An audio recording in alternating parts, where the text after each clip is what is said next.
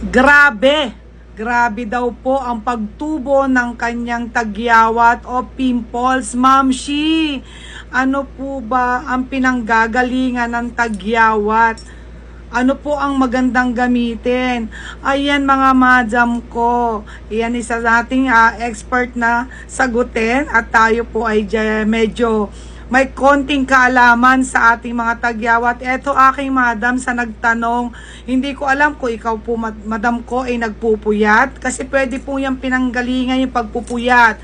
Okay, mali pong pagkain na lalo na kung oily tayo tapos kain ng ma-oil, mga nuts and chocolate tapos ang dami na nating tagyawat.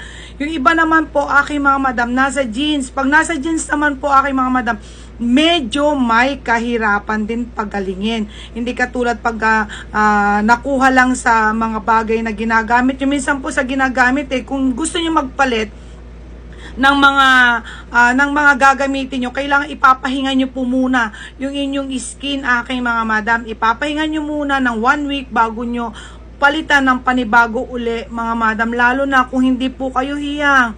Tapos po kinukut-kut nyo po yung inyong tagyawat. Naku po, bawal po yun kasi pag tiniris nyo po yung tagyawat mga madam dyan sa mukha nyo, kinut-kut nyo mga madam, yung bakterya nung tagyawat natin na nasa loob po kakalat. Yung dugo nun mga madam, pag umagos, manganganak, kinabukasan magtataka kayo, may anak na, may asawa na, mayroon na po siya dyang mga kung ano-anong maliliit, lalo na iba-iba, mayroon din tagyawat na makati mga madam, okay?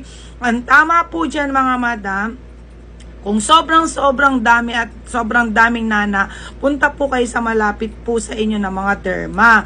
Okay, ako po ang may advice ko po, lagi pong kailangan mga madam, gagamit kayo kung hiyang kayo. Katulad sa amin, may glowy skin kami na acne set na pwede nyo po gamitin. Pwede pong i-video sa amin kung ano po ang inyong kalagayan na inyong may tagyawat. Kasi mga madam, iba-iba. Yung iba konti lang. Yung iba naman po, yung may tagyawat na nandoon sa loob na hindi nyo nakikita yung sobrang pula na natabunan ng balat, yun po yung ginagamitan sa mga derma o ibang spa na ini-inject nila para mamatay yung kanyang bacteria doon sa loob ng skin natin.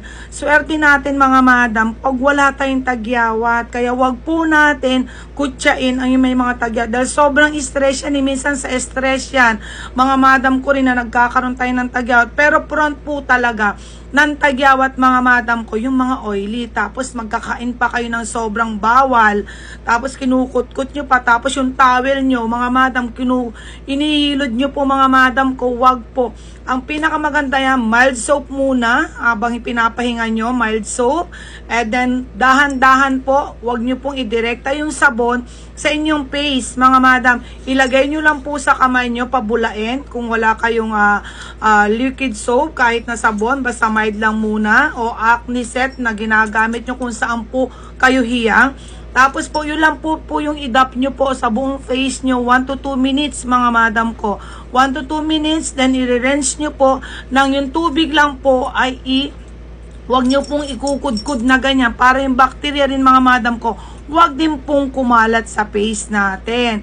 Okay, wag na po kayong may stress at yan ay pwede nating lahat po yan ay may kagamutan, mga bagay na pwedeng gawin. Okay mga madam, basta wag lang po kayong palipat-lipat po ng gamit. Okay lang nalilipat mga madam, make sure na organic na po yung gamitin nyo.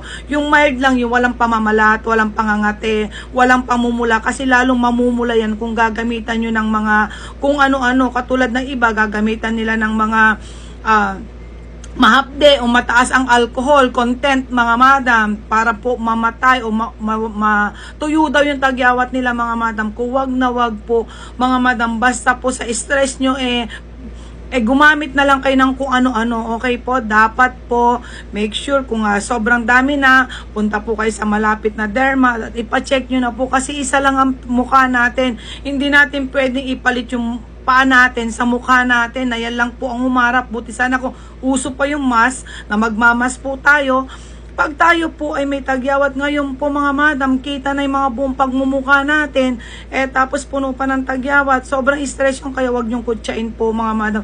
Kundi tulungan natin ang mga nakikita natin ganon para kung ano dapat nilang gawin. Alagaan ang kanilang skin. Okay, pwede niyo po kami i-PM po sa Glowy Skin Organic mga madam kung ano pong dapat nyong gamitin kung kayo po ay may tagyawat mga madam ko, or acne. Acne prone ba kayo? Apat kasi ang type of skin natin mga madam ko. Saan kayo doon? Sa apat na yun. Kung dry kayo, normal to dry, o T-zone na tinatawag, yung po yung dito lang yung nagmamantika o nag-oil nyo tapos dry.